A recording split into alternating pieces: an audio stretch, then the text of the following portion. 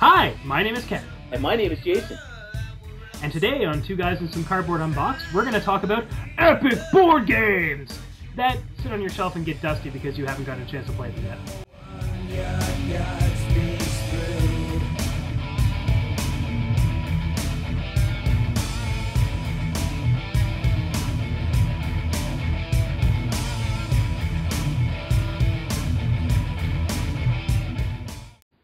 Hello, loyal listeners, and thanks for joining us again. Sorry about the little hiatus that we had there, but unfortunately due to some family illness and an unfortunate untimely death in the family, I had to take away a little bit of time from the show.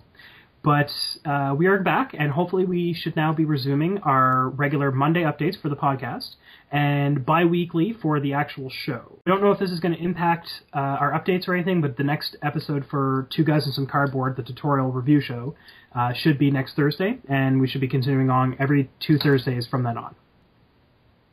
Alright, so we don't actually have any local news or any news on local events or anything like that. That means we're just going to go right into board gaming news. So Jason, if you want to take it. All right. Well, there have been a few games announced, a few games coming out over the last little while. We're not going to go over everything that we missed over the last month. I'm sure that if you're listening to this show, then you're probably a pretty avid board gamer anyway, and you kind of know. But there are a few highlights over the last little while that I wanted to mention. So first up, Lords of Waterdeep. For those of you who do not know, Wizards of the Coast has actually released this game. It's out on shelves now. And it's actually a Euro-style game based in the city of Waterdeep in Forgotten Realms. And each player kind of takes the role of one of the secret lords of Waterdeep. And you're trying to, hire adventurers, build buildings, that sort of thing, for victory points. And it's actually a pretty, like I said, it's a pretty Euro-style game. So there's a lot of wooden bits and things, which kind of interests me. It looks kind of cool. Next up is Z-Pocalypse. Now, this one is another one that's kind of easy to miss for people who don't really watch Board Game Geek religiously like I do. But if you're into zombie games, you want this game. Hands down. It is very similar to a lot of zombie games, but each player is essentially in control of a squadron of survivors during a, zombie apocalypse. You all start out in a bunker, which is just a tile in the center of the board. Now, as you go, you actually get the chance to explore your surroundings, which is actually randomly generated in every game with hex tile, or not hex tiles, with map tiles. You get to scavenge things. You every night you have to defend the bunker. You get the opportunity to move on to different bunkers if you feel that this one isn't doing so well. You can build defenses. It looks like a really neat game that incorporates a lot of the things that I've always felt should be in a zombie game. If you're into that sort of game, you might want to check that out. I feel like this is a game I was designing like about a half a year ago. I really wanted there to be a zombie survival, zombie apocalypse kind of game that wasn't just run and gun like Zombies is. But this one looks like it's going to be that game.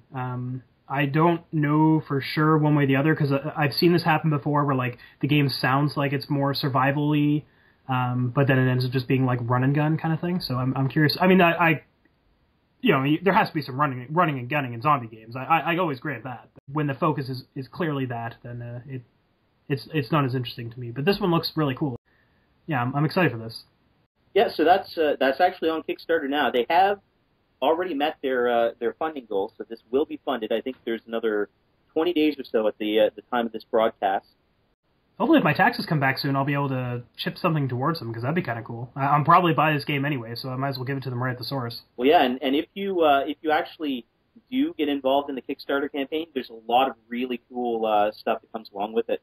If you're willing to pay I think it's the $55 level, then you get there's wallpapers for your computer. They have a custom dice tower, dice that come with it. And if you're willing to spend a little bit more, the $75 level actually comes with not only the mini expansion, which is only available through the Kickstarter campaign, also the Zombie Master expansion, which allows a 5th player to take the role of the zombies. Oh ho! So you should definitely check this out. It looks like a really cool game, and I am really one who believes in supporting these indie game designers because there's a lot of cool stuff coming out through this. Next up, we have a new Warriors expansion. Yay! For those of you who haven't been watching Warriors, it's essentially a deck building game, but with dice, which is cool enough in and of itself. It's a very tongue-in-cheek game too, so it has a very good sense of humor about it. Well, yeah, so there's no doubt about that. If you're into sort of the silly type games, sort of like Small World and the like, you might want to give it a look. Or even if you're just into deck building, the deck building genre, then you might want to have a look at it. But anyway, this new expansion, it comes with, I think it's about 40 new dice, new cards and things. But oh wow, I didn't know they came with like 40 new dice. Like obviously not sets. That's probably like eight new sets. That's a huge bump for them. It's quite a bit. But yeah. The really cool thing about it that I really like is they've kind of went with the whole Thunderstone type in the Thunderstone direction. And This box actually has enough space for essentially the core game and every expansion they're likely to release. So bravo! Yeah, it's bravo! very nicely laid out. There's pictures of the box and everything on Board Game Geek.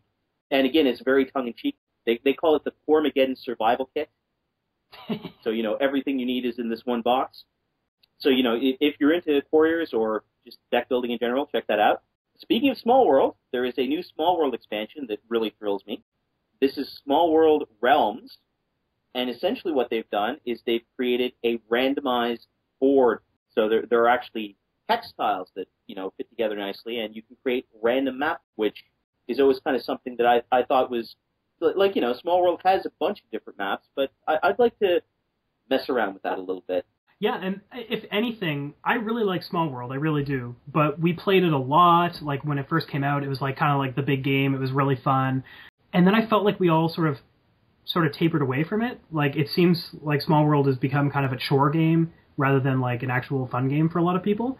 And I feel like one of the biggest components of that for me was the fact that the map was always the same. It was just like, you're playing this many people, all right, here's the map. You're playing this many people, new map. And it just wasn't that interesting. Like there was so much more they could do with it, and apparently they're going to, and that's fantastic. I can't wait to see what they actually do with the this map generator. I hope we're not building this up and it ends up being like not as extensive as what we think it's going to be. But I really feel that this is going to like spark my interest in Small World again, like enough for me to like break out the old box again. Well, I mean, for what they're saying, it does come with some preset scenarios, certain configurations that you put the map in, but oh, sure. It does, also include tips on creating your own setups and stuff like that. It definitely looks good. You never really can tell from just press releases and everything, but no, of course. It certainly looks interesting and something to watch. I've always really liked Days of Wonder anyway. They do tend to support the games pretty well, so this is one thing with a Days of Wonder product. You're usually going to get some pretty high quality stuff out of it. So I'm pretty confident they're going to do something good with this. So yeah. And finally, in board gaming news, this isn't actually a board game announcement, but it's kind of interesting for you geeks out there. Will Wheaton is actually doing a new web series called Tabletop, and it's actually sort of a sub-series of something called Geeks and Sundry that Alicia Day from the Guild is doing. But it actually this segment actually looks really cool. It looks like what he's doing is taking a lot of these designer board games. I think Small World was actually one that I saw in there. And he's getting together a group of celebrities and showing them how to play and taping it. So I think that's kind of cool. Definitely something to watch. The show premieres April 2nd, I believe. We'll try and put the website up, post this. So you should definitely check that out. It looks like it'll be a good time. This is pretty cool, too, because in the board gaming hobby, we don't really have a whole whack of celebrities. So the fact that celebrities of other genre hobbies are pouring into the board gaming genre as celebrities is kind of cool. Will Wheaton is also a very funny character. I don't know if anybody follows him on Twitter, but he's pretty freaking hilarious. Well, I mean, he's done a few TV spots at this point. Yeah, one or two. You might have heard of him. I think he's been in a sci-fi show or something. Probably. I don't know. I don't think anyone's would have heard of that, though, Jason. That's pretty obscure. I don't know if anyone's heard of Star Trek Next Generation. Yeah, I've just peripherally heard of that. Yeah, not like I've watched every single episode or anything. 5-6 times. But anyway, he's been on The Big Bang. He's quite a character.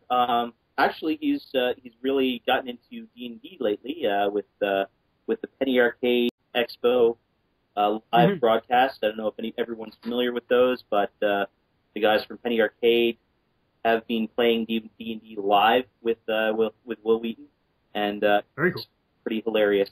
So our topic for today is epic board games, specifically the ones that get dusty on your shelf. First, I'm going to go over what classifies as an epic dusty board game. And generally speaking, though it could be absolutely any game at all, generally speaking, it is a big game. And this is big in size, time, effort, or complexity, or any combination thereof. So these are big games that, for whatever reason, do not see very much, if any, play whatsoever. Now, anybody who's listening to this podcast is probably a board game collector, or at the very least is interested in board games and has either a small collection or a friend who does, and you just sort of play their game. There's plenty of games for me and Jason that I know come to mind as being dusty games, but we were having a conversation before here about Jason's collection is far more extensive than anyone else's in the group, and most of the games that we all have in the group are based on the fact that Jason bought it first, and we thought it was awesome, so we also got a copy. But Jason actually, what did you say the count was at again, sorry? Right now I think I'm at around 110 games all set. Okay, yeah. And how many of those games have you not gotten a chance to play ever? Well, I just made up this list, and I estimate that 22 games. There are 22 games in there, about one-fifth of my collection, that I have actually never gotten to play. And that really sucks, because, let's say, I know you have a lot of big games, but let's say the average price of a board game is like $50 or $60. So, what's that? 20 times 60... What's that? About $1,000? A little over $1,200. Yeah, about $1,200. There you go. So that's a lot of money for an investment for games that you haven't gotten a chance to play. My collection, as I said, is not nearly as extensive as Jason's, but I have a similar sort of proportion there. I know I have a ton of games, and for me, it's mostly the expansions for games. But this is kind of a different subject, but I'm going to touch on this later on. But I have so many games that I pick up and they sit on the shelf, and we never get to play them. But so what games come to mind for you, Jason, as far as the biggest offenders of games you've played, haven't played, or just your epic dusty board games? Well, actually, ironically, that there aren't a lot of really big ones that I haven't played. I try to play them like at least once. But that said, there are quite a few that I've played like once or twice, and that I've had for quite a while. Like just looking at my game shelves here. Twilight Imperium, that's a big one. I've played that all of twice in the 5 or 6 years that I've owned it. StarCraft, the board game, World of Warcraft, the board game, Rune Wars. These are all games that that are really, really cool. I'd like to play them more, but they're just so big that it just doesn't happen all that much, and that's kind of sad. And also, you had stored at my house. There's Descent, which is another monster entirely as far as the big box, big epic dusty games goes. Yeah, that's another big one. Oh, and also War of the Ring.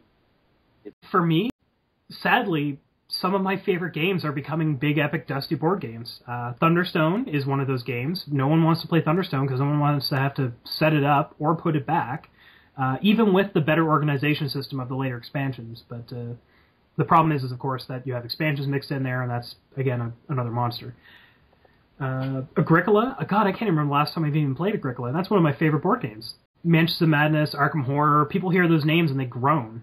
Chappell, one of his biggest ones, is Android. God, I love Android, but God, I hate playing it.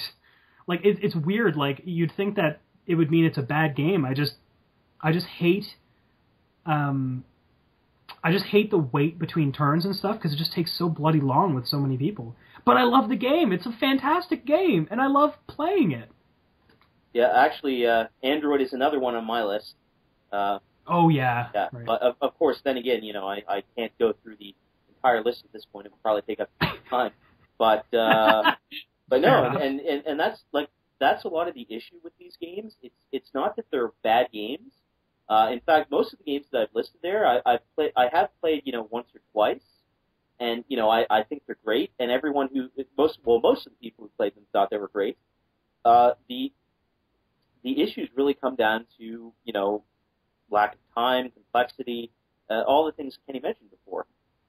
And it's I guess it's kind of the way with board gaming groups these days that you want to get together for a night and you want to play a few Mm-hmm. And a lot of the issue stems from the fact that these specific games, are the ones that are going to take you an entire night. And, instead of being able to do 2 or 3 smaller ones, which is what people kind of want to do. That's kind of the issue there. It's true. That is what it comes down to. Is a lot of the times now you get the old quality over quantity issue, and a lot of these games are. I mean, quality is a subjective term here, of course, but like you have the length of time for these games is usually so huge that it's like, well, I could play one game of Twilight Imperium with you guys, or I could play these 6 different other games with you, like to have all the variation and stuff. And on one hand, it's like you really have to find time to find these. Well, I'm getting ahead of myself here, but you have to find time to play these sort of big games, otherwise you'll never get to them. All right, next I'd like to try to narrow down the focus of why this happens. Why do we get these cool frickin' games, and why do we never get to play them? So, what I've narrowed this down to is sort of the issues I've poked at already, the issues of how big they are. But the 3 that stand out the most in my mind it's just usually a lack of, and in this case it's a lack of time, a lack of interest, or a lack of dedication.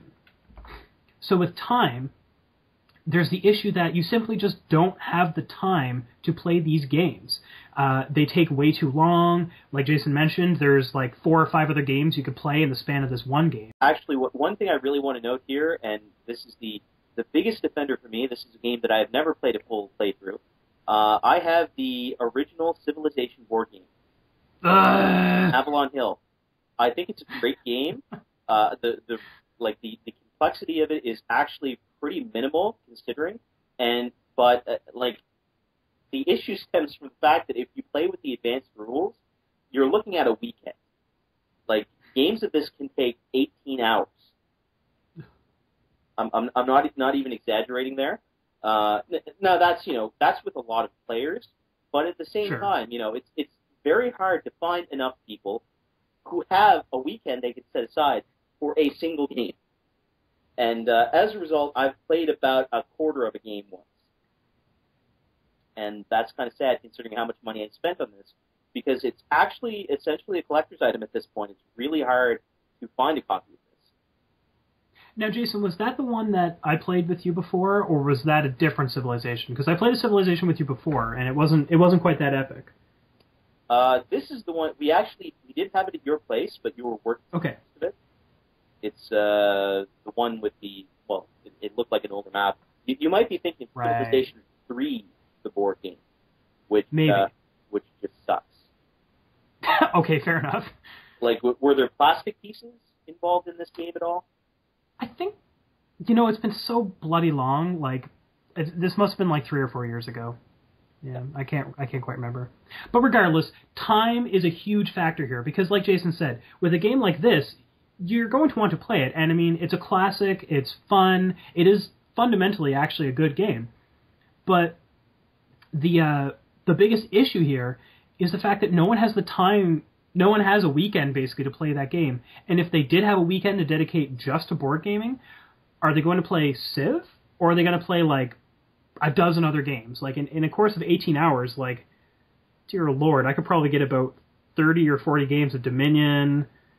Like, if I just wanted to play one game, like, all these different expansions, like every expansion ever. And again, like, you could just play all these different games in that time span. Time is a huge issue. And when it comes down to it, I mean, as time goes on, we grow up, we have more things we have to do outside of gaming. We can't just spend all our time gaming. We have to go to jobs. We have to, in some cases, those who have children actually have to look after those creatures that crawl around at knee height. There's all these other factors that are going to take up your time. And not to mention friends, family, just general get-togethers. Like, I remember there was a point in time where we were doing a lot of gaming, and the only time I ever saw any of my friends was when I was meeting them up for role-playing games or board games.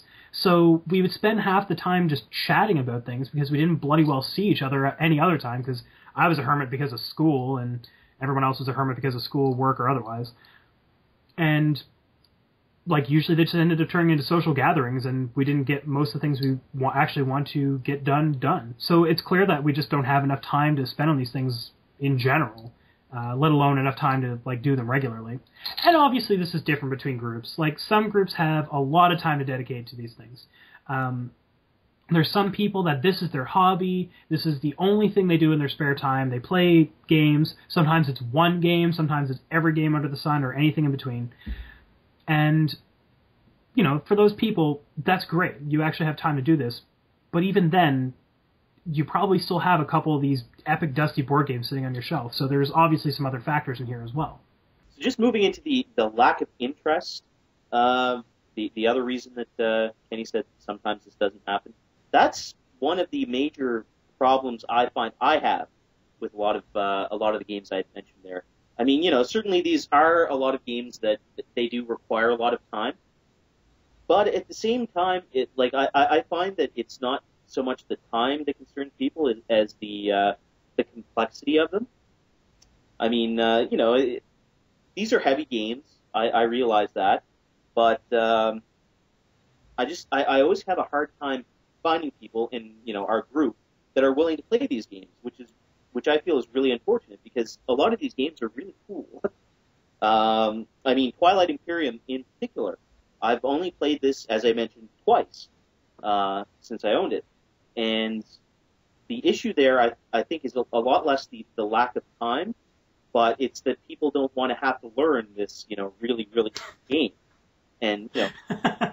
I can kind of understand that, but at the same time, I mean, you know, it's not like I'm asking people to play it every week or anything. I would just like to throw it down, you know, maybe 2-3 times a decade, thereabouts. And unfortunately, that has not happened. So, you know, that's kind of the issue for me, I find, is just the lack of interest. And I feel that this sort of ties into something that we actually mentioned in our Arkham Horror tutorial review, where at the end we sort of, kind of as an afterthought really, rather than like a planned note, we sort of point out the fact that learning Arkham Horror is more similar to learning how to play a role-playing game system rather than playing a board game. I mean, clearly there's no argument, it's a board game, it's not a role-playing system, that's not what it's there for. But it's like, it's analogous to learning a role-playing system because there's just so much you need to know. With a role-playing system, like you constantly need crib notes or you just need to memorize basically the whole book. And with big games like this, it's a similar thing. You either need extensive crib notes telling you how to kind of play in these certain situations and what to do when this very specific situation comes up. Twilight Imperium is really no different. I mean, Fantasy Flight's games in general, they're notorious for having these gigantic, really in-depth, like really heavy rules games and such. Mm-hmm. But fundamentally, they're all really good. They are usually generally very, very good games. But unfortunately, people see these things and they're just like, I just don't want to do that. Like, I don't have any interest in playing this game. Yeah, and actually, I would just like to note that most of the games that I mentioned there, about 80 to 90% of the games that I listed off there, they are fantasy-like games. That tells Good point. you something. Well, it really tells you two things. For one thing, I really like Fantasy Flight. No, really? You don't say. And that is true. And two, they do tend to have a lot of these issues. And I suppose it's kind of because they're a lot of their games kind of fall into what some people tend to dub Ameritrash. So for those of you who don't know, Ameritrash is kind of a term that a lot of people use. I don't particularly like it because it has kind of bad connotations, but it's just for these sort of very, you know, large, bulky, so-called overproduced, but, you know, it's stuff that comes with a lot of bits. It's usually very complicated. And, you know, I can certainly see the problems with that as opposed to, you know, Euro-style games, which are pretty simple. But at the same time, you know, I think it brings a lot to the table, you know, beyond just the vast quantities of miniatures and things. Boom. Yeah. But, you know, I think it really does bring a lot to the table in that, you know, that complexity allows you to explore a lot of things. So, for example, you know, in Twilight Imperium, you have kind of the diplomacy thing going on alongside the warfare thing. I find that really interesting, and you don't see that kind of thing typically in Euro games. The problem with this, like I said, is that these Ameritrash games tend to be very complex, and a lot of people are scared off by that, and that makes me kind of sad. I wonder if this is an issue of, if really it's an issue of interest and more an issue just of the next part there, which is the lack of dedication that I was going to be mentioning, because fundamentally these all sound like issues where I know personally I look at one of these games and I love the concept and it sounds interesting, but then I just don't have the will to dedicate like time and energy towards it and such. I don't know. At any rate, the next topic we're going to be going over would be the lack of dedication to these games. So touching on the things we've already sort of mentioned, because really dedication kind of is a synthesis of time and interest when it comes down to it. A lack of dedication is usually the biggest issue with these like very large games, like the complex ones, not necessarily the ones that take a lot of time, but the ones that are just large. Examples for me would be Arkham Horror. Arkham Horror it's a big game. I won't argue that point, but more than anything, it's rules complex. There's just a lot of rules, and it's not to say that the rules themselves are particularly difficult. It's just that the rules themselves there's a lot of them. Fundamentally, it's all just simple mechanics, but it's just there's all these things that come up, and you just kind of have to know what to do at this particular time and this particular time. And because of that, it becomes very difficult for new players to sort of latch onto it. And usually what they end up doing is the senior player basically does the game, and everybody just kind of rolls the dice. I think that there's also an issue of people becoming disinterested with the game. If something becomes too complex and they don't understand, rather than asking questions, what will usually end up happening is they'll just kind of check out of the game if you actually get to them whatsoever. Like the actual gaming part of it. So the next major part of this topic that we want to cover is how exactly does one scrape the dust off of these giant games? How do you actually get to start playing these big-ass games that you actually enjoy playing? One of the easiest ways that we could suggest, I think, would be arrange a gaming night. Have a gaming night, and you just settle into the particular games that you're going to play beforehand, and if people get to kind of vote and choose on what they actually want to go with. Yeah, and actually, this is a strategy that I'm kind of starting to use myself because I had noticed that there are a lot of these games that I've never gotten to play.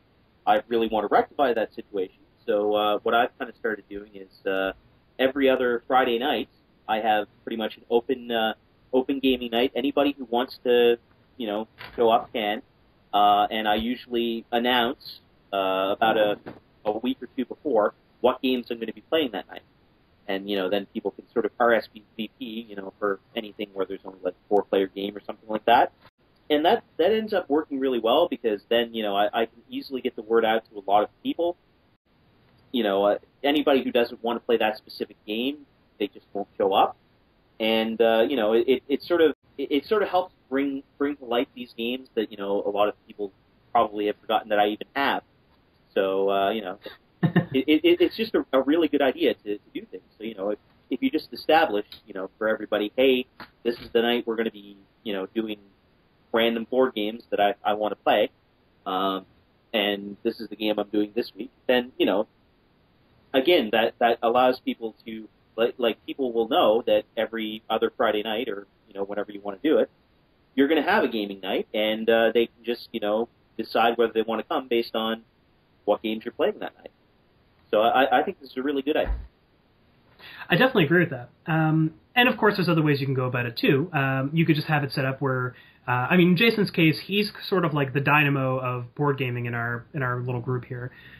So when board game is going on, it's usually revolving around him because he's the one that has the collection. He's got the games and he's got the know-how, and he's willing to run those games for you because he freaking wants to run them because he wants to play them. Well, yeah, but I suppose everything does tend to orbit around the thing with the largest mass, and I do have the largest mass of games. Hands down. Very true. Yeah. There's no doubt about that. My hands are completely down for that. In your gaming groups, though, it's possible that you may just have a nebulous amount of people, just however many people, and you just throw down, here, guys, these are the games that we are considering playing this week. Here's 3 or 4 games, you vote on them. And the people who get the games that they actually want to play up are the ones that'll attend. And the ones who don't want to play those games won't. Basically the same as Jason's, but instead of having one person dictating all the games, you have the group kind of consensus. Now, one of the things with this situation is that you get to the point where sometimes decision-making is a little hard for us with, say, the board gaming analysis paralysis disease. And what usually ends up happening is some people will throw in a half-hearted vote, like to this or that, and some people won't bother at all, and then some people will show up, and then the game that you're playing isn't the one they want to play, but they'll play it anyway, but they don't really want to play it. And I find that tends to be a factor sometimes. I mean, you got to know your group, you got to know your people. Whatever works best for you is basically how you need to go down with it. Yeah, and the other issue that can kind of arise with this is that if you're letting people vote, then this kind of, you kind of run into a lot of the lack of interest type thing again, because, if people aren't interested in playing Twilight Imperium, then a lot of people are not going to vote for it, for example. That's also very true. So if you want to play one of these games where only like 1 or 2 of your friends are really going to be interested in playing, you pretty much have to set up a specific time, and invite those people. Or just invite everyone and just say, if you don't want to play, then just don't show up. That sort of thing. Yeah, exactly. But, or you can even do sort of a hybrid system. And, this is another thing that I've done with a couple of these games nights is, I'll essentially send out a list of like maybe 4 games and say, out of these games, what would you like to play? Then, right. it kind of ensures that, I have games on there from my, have never played list. But it also gives, the group sort of a say in what's going on, which is, usually appreciated. Generally speaking, yeah. Yep. Another way to go about this, which is very similar to just simply arranging a gaming night, is to establish a regular group. And the difference between these two things is with establishing a regular group, what you're doing is you're forcing some regularity into your gaming night. For all intents and purposes, it's just like arranging a gaming night. But every time you meet up, it's the same 4 or 5 or 6 people, however many people are in your group, and it's it's the same game every time you meet up. So there was a while ago where Jason and I and a few other friends were playing Descent. And Descent, for those not in the know, is a very role-playing esque game. It's like all the fighting mechanics and stuff like that of a role-playing game without the role-playing and stuff like that. Role-playing, like D&D, the board game, distilled, basically. By Fantasy Flight, again, I will note. And in order for Jason to ever get to play that game, we had to establish a regular group, just because of the nature of it. It's so vast, you can't really play it in a sitting. It's actually, the expansion anyway, is designed to be played in chunks, where like you would play whatever map you were playing at this particular time, then you put all your stuff away in the little boxes that they actually give you, put it away, and then the next time you actually meet up, voila, you start off where you're left off at. But you're not really intended to finish the whole game in one sitting. It's over the course of many sittings. So that's something that your group could establish. You'd have the same people showing up every time, playing the same game every time. Descent is kind of a strange sort of exception to the old board gaming thing, because while it is a board gaming, it functions more like a role-playing game in that sense, where you do need that regular group. You could have a larger regular group that was always playing the same game. So say Battlestar Galactica was the weapon of choice here. You could have, say, 10 people who all were going to play into this game, and then whoever showed up to Battlestar Galactica night, show up to Battlestar Galactica night. So you would say, like, we need to RSVP in advance because there's obviously so many slots and all that sort of stuff. But then whoever shows up, and then you play your game from there. And then that way you have a big game that everybody knows, and you don't have to re-explain the rules every single time, because assumedly everybody that would be coming to the group would actually know what they're doing beforehand. Yeah, the one caveat with that particular method, that works really well for games like Descent, where the expansion Kenny was talking about was the campaign system. So that really is meant to be a regular game group, almost an RPG-like experience. With other games, though, like with Battlestar Galactica, that's great. if everyone really, really likes Battlestar Galactica. However, you do tend to get into the whole stagnating type thing. I know with our group, and this is partly because of me. I'm kind of capricious when it comes to board games. I really like games for a while, and then I tend to move on to other things. That's not to say that I play a game like 5 or 6 times and then I never open it again.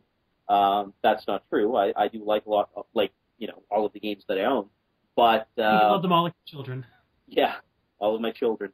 But it's just, if you're playing Battlestar Galactica once a week for, 3 or 4 months, I'd probably get a little bored.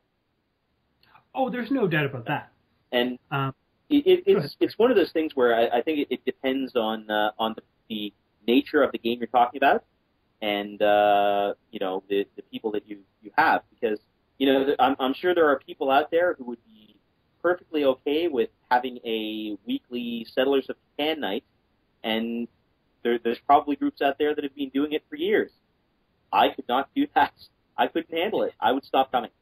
I think the major thing with this is, let's say you had 4 or 5 games that you really, really wanted to play, but they need a very specific kind of group to play them regularly.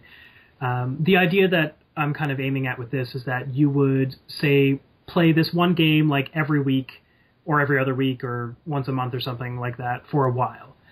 And then once it starts to get stale, you just move on to the next big thing, and you play that consistently for a while as well.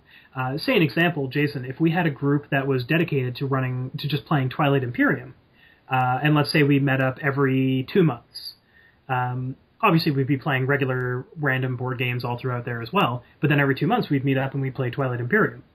Now, the first time we meet up would probably be really difficult because, assumedly, a lot of people showing up would probably be learning the rules. Second time, you'd probably get a couple stragglers from last time, and they'd have to learn the rules too. But the third time, so this is, again, on the 2-month thing, you're looking at half a year, but, that's, I guess, how it would kind of be with this game anyway. You wouldn't want to play it every week. But essentially by the third time, the people who are going to be attending the group will know the rules, you can get right into it, and hell, it might even be a quick game.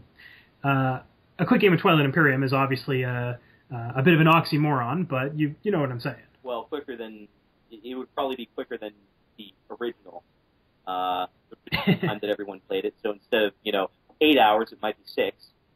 Yeah. But yeah, I can see your point, and I mean, this is one of those things where you kind of have to.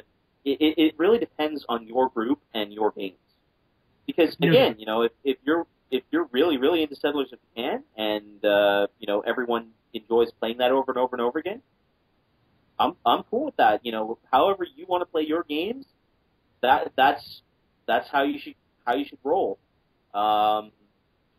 You really have to sort of listen to your group, I guess is the thing, and you have to sort of base this around what they like and what they're willing to play.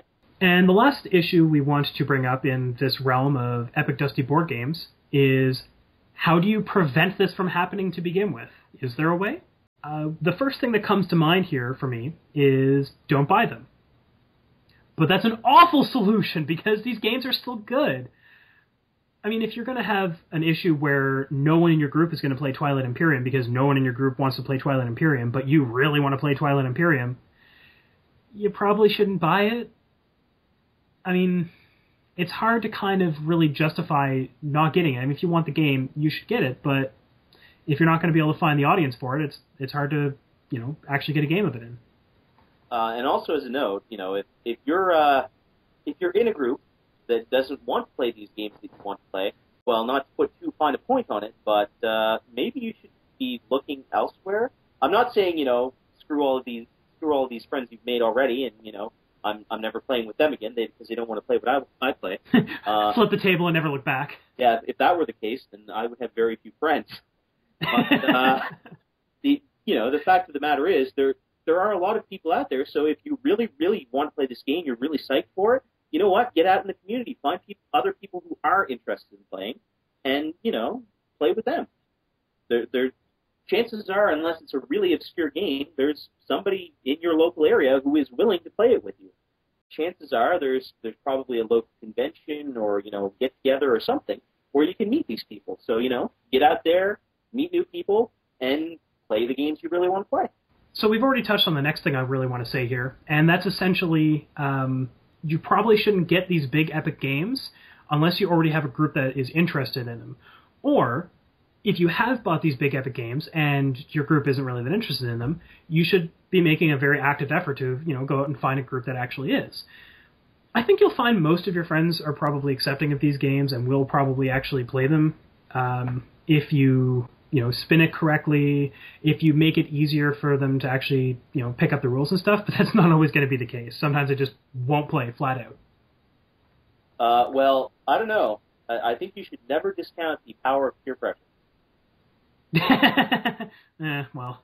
Because there are a few games in the past that I have sort of pressured people in the group to play. So, Gee, I can't think of any demockers that you might be talking about. Oh, only a few demockers. Just one. Yeah, maybe a democker or two. Yeah, just one or two. But, it's... If you really want to play a game, that's an option.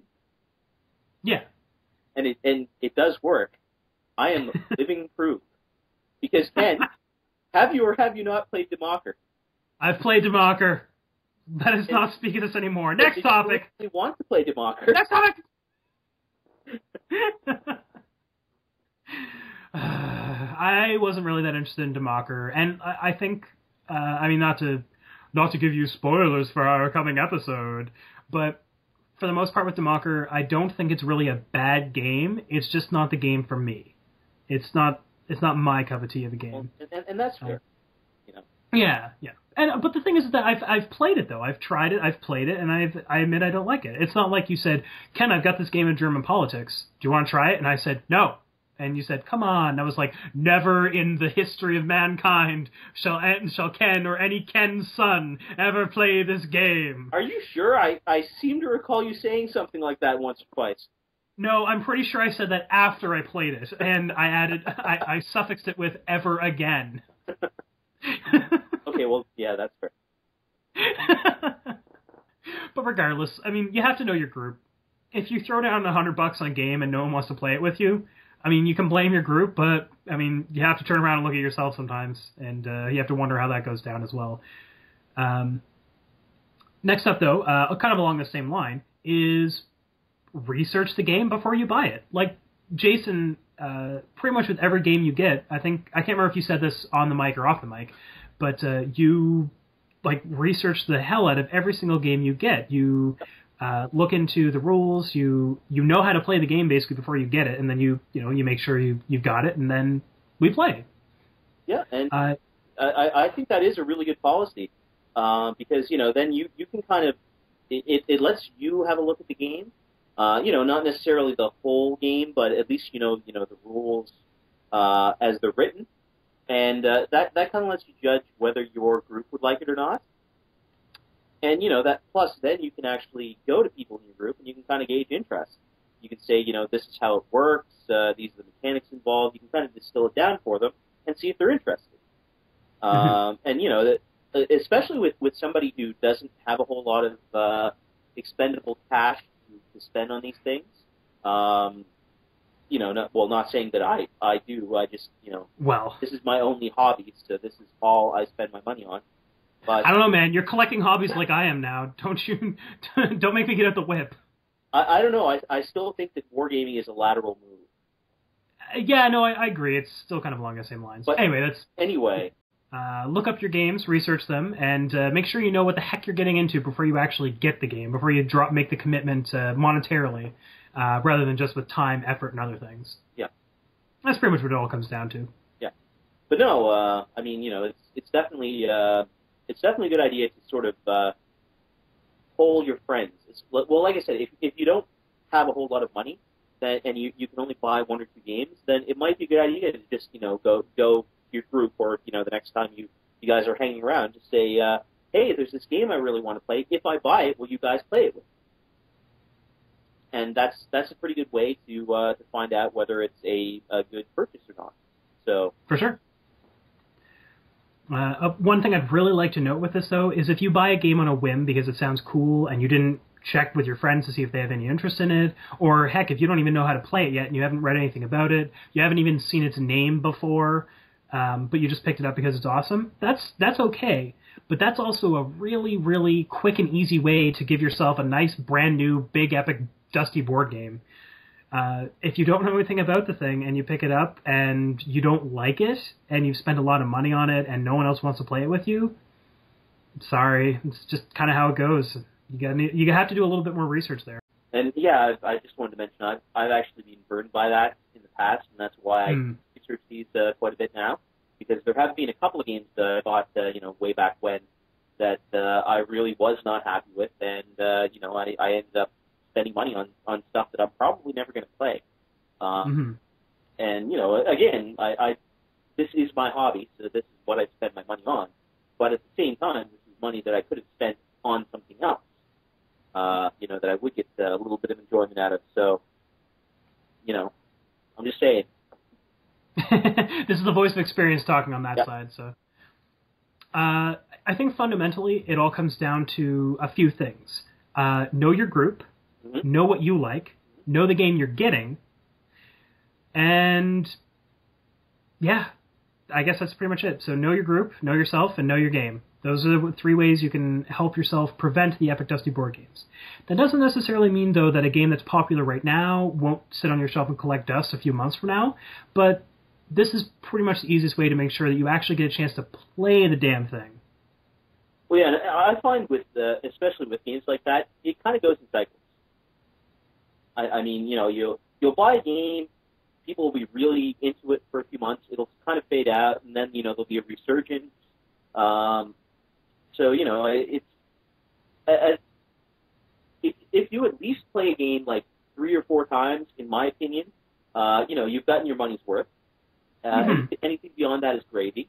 But yeah, I mean, it's one of those things where I find myself trying to cycle my games a little bit. So, while I do like to play the newest games, the games that I've just gotten, I also try to, go back and look at, okay, what have I not played in a very long time that I'd like to play again? And, then I'll bring that out, dust off, and, we'll play it a few times. So, that's the really great thing about board games is that, when you buy them, you're paying a lot of money, but you have a physical thing. Yeah, and it's not going anywhere. It's unless, like barring, active nature or some sort of, horrible other thing that would happen to your home, you have it forever. It's going to be your game forever. Well, yeah, and it's one of those things where, it's not really affected by a lot of the things that a lot of other gaming platforms are. I mean, you're not going to be unable to play it if the company goes out of business. You're not going to be unable to play it because, it's too old for your hardware, because, cardboard doesn't require patches. That's a pretty good thing about it. So, it's one of those things where you really can, as long as, you look after it and you care for it, and, for that, refer to our previous episode. But, as long as you look after your games, they're going to last you for years and years. And, you can bring them out years from now and play them. And, I think that's a really great aspect of the hobby. I think an unfortunate side effect of that, though, is the whole aspect of, we'll just play that next time, and then just continuing to do that every time. So it's like you have this big sweet game, you want to play it, and you're just like, we'll just play it next time we meet up. And the next time you meet up, we'll play this for now, and we'll play that next time we meet up. And then you just keep pushing it off and off. And I feel that's what happens to me sometimes with these games, is that I know the game is always there. I'm comfortable with the fact that I can pick it up anytime I want, but something else always manages to catch my eye, interest, or otherwise. And I feel that's one of the reasons why a lot of my games don't see it play. And I mean, that's, again, issues of time and dedication and such as well. Yes, but on that topic, I mean, to quote a very, very wise man, knowing is half the battle. Words of wisdom to live by, Jason. If you're aware that this is an issue, you can change your behavior, right? If you're thinking, wow, I've been meaning to play Arkham Horror for 5 months and I keep putting it off, you can actually just say, you know what, I'm gonna arrange an Arkham Horror Night. Everybody's I'm gonna. sending the email out right now. I'm typing up to all my friends, and we're doing this. Whoever shows up gets to play. Yeah, and that way everybody knows that it's this game. You're not gonna, everybody's gonna get there and they're gonna be like, hey, let's play this game. Everybody knows what it's gonna be, and it's a good way of sort of breaking out of that rut. Absolutely. Now, the last thing I just want to touch on in this subject, which is related but somewhat of a different issue than the issue of just Dusty board games, is Dusty expansions. Now, this is something that is particularly close to my heart, because in the group, Jason tends to introduce a game to me, and I buy that game, and I buy every single expansion for it ever. But I never get to play any of them. What? Mansions of Madness. Actually, Mansions of Madness isn't the worst one. It's Arkham Horror that's really the killer for me. I don't know. How many expansions do you have for that now? For Arkham Horror? Yeah. All but 2. I even have the expansions that expands all the expansions. Oh, they've been multiplying since I last checked, I think. Yes. I have all the small box expansions, and I have the Miskatonic U and Kingsport Horrors, but I don't have Dunwich or Innsmouth. I don't have either of those. Those are my last 2 that I have to buy. Now, I don't know if Arkham Horror is ever going to get any more expansions in the future, because Fantasy Flight has 2 other Arkham games to focus on now, and I really feel that Miskatonic U was sort of the capstone game, like, this is the last Arkham Horror expansion. But yeah. I could just be talking out of my butt, and they could release one tomorrow. Well, one thing you seem to be forgetting, Ken, is the typical cycle of game development in Fantasy Flight. Or maybe you just aren't as aware of it as I am. See, what's going to happen, I'll tell you right now, I'm making this prediction. Eventually, there aren't going to be any expansions for a while. They're going to announce Arkham Horror 2nd Edition. Oh, no. It's going to incorporate all of the previous expansions, and then they'll release expansions for that. Because that is... I think I really did just go mad. Because that is exactly what happened with Twilight Imperium, because Twilight Imperium 2, there were, I think, 2 expansions for that, and when they did Twilight Imperium 3, they rolled that all into the core game, and now there's expansions for the core game again. I'm sorry, did you just say Twilight Imperium 3? They have a 3rd edition of Twilight Imperium? That's the one I have. I thought you had the 1st edition of Twilight Imperium. Oh, I have the 3rd. So was Fantasy Flight behind it the whole time, or...? Yeah, the Twilight Imperium, the first one, was the original game they published. Huh, okay. You see, I didn't know that. You're learning a bit of history as we go. I guess so. You learn a little bit more every day. Yeah, but no, that is what they tend to do, I find, with their games, is they'll release it, they'll release a ton of expansions, eventually they'll just re-release it in a new edition that includes a lot of the stuff from the expansions, and then they'll release more expansions for that. So it kind of compounds the whole issue. I understand now why the box is so big. Yeah, they have 2 editions. The way they can fit it all in. They have 2 previous editions worth of core game and expansion to fit in there. Oh, a bit my. of space. But yeah, so as far as expansions go, Agricola actually would be the other big offender with me. It's Arkham Horror and Agricola. I have almost all the expansions and have rarely ever played them. One of the issues here, and I'm just going to give you some words of advice here from someone who has seen it, is when people play the game, I've played these games a lot. I've played Arkham Horror, just the base one, like so many times. I'm a pro at that. I'm pro Agricola. I played it so many times, the base game, all the different sets and stuff, that I want new flavors of the game, and I want to play new expansions and different ways of playing it. The problem is that a lot of the times, the people I'm playing these games with, they haven't played it nearly as much as I have, or they just want to play out natural. And what happens is they don't want to play with the expansions, because the expansions complicate things, usually very severely. Yeah, and that kind of gets into what I like to kind of lovingly refer to as the first scenario syndrome. I imagine that Kenny is pretty aware of this, too. Am I ever?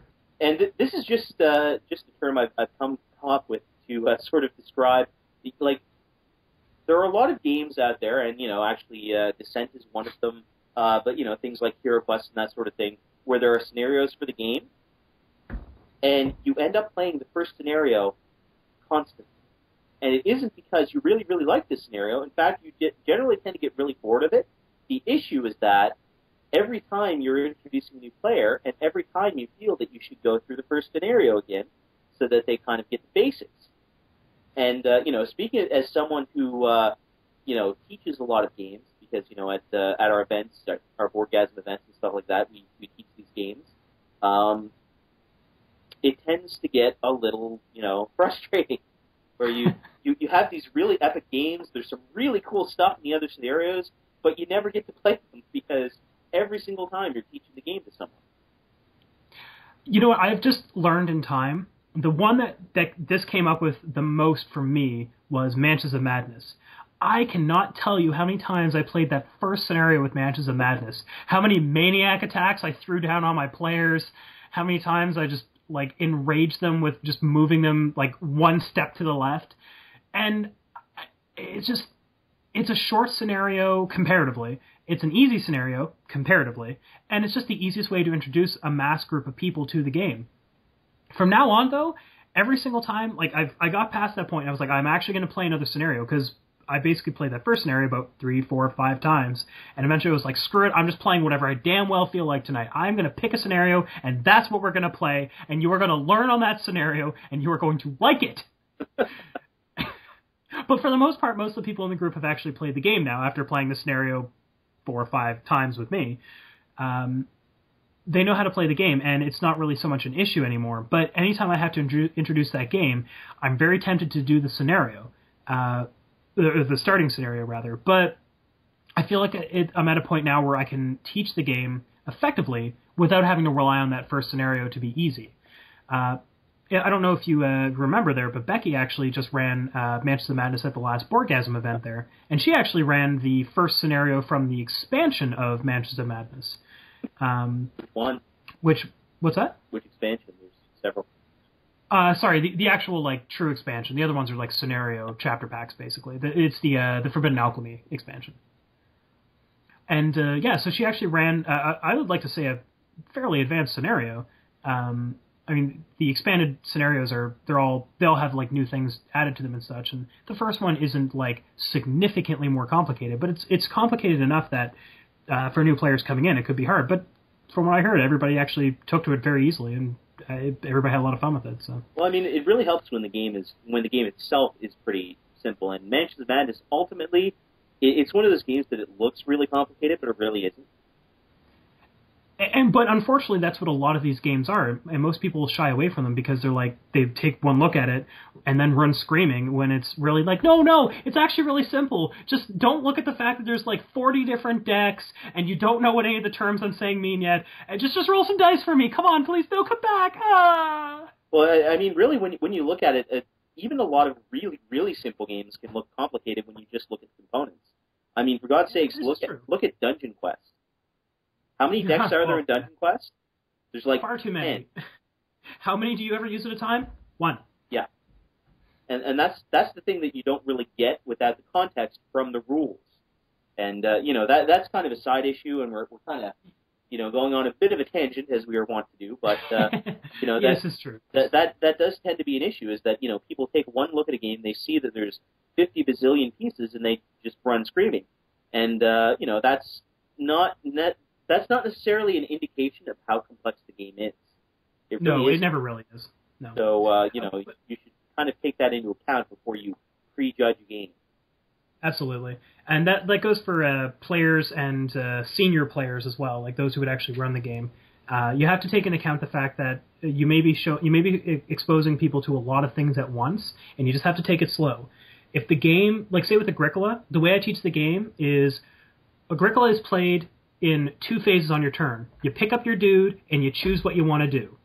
That's the first phase. The second phase is do the thing.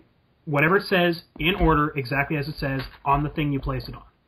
There's a hell of a lot of nuance in those particular things, which thing you choose, and why you would choose it, and the particular order of things, and all that sort of jazz. But fundamentally, it's pick up a dude, place it on a thing, do that thing. That's all Agricola is. It's just a matter of learning what those things are and what to do with them. I suppose at this point it really comes down to Well, I'd like to paraphrase another very wise man here. And I have a dream. Here it comes. I have a dream that my board games will not be judged on the quantity of their components, but on the content of their rule books. And I hope you all share this dream with me. We can make this a reality.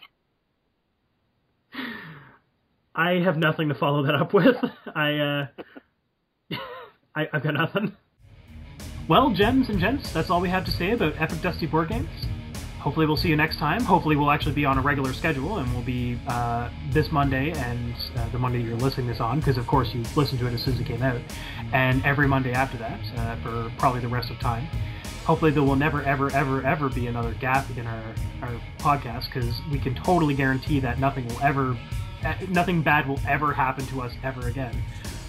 And our regular tutorial review show should be back on its proper system this week, the week this podcast drops, and every 2 weeks after that until the season's over. So until then, we hope you have some good games, and we will talk to you later.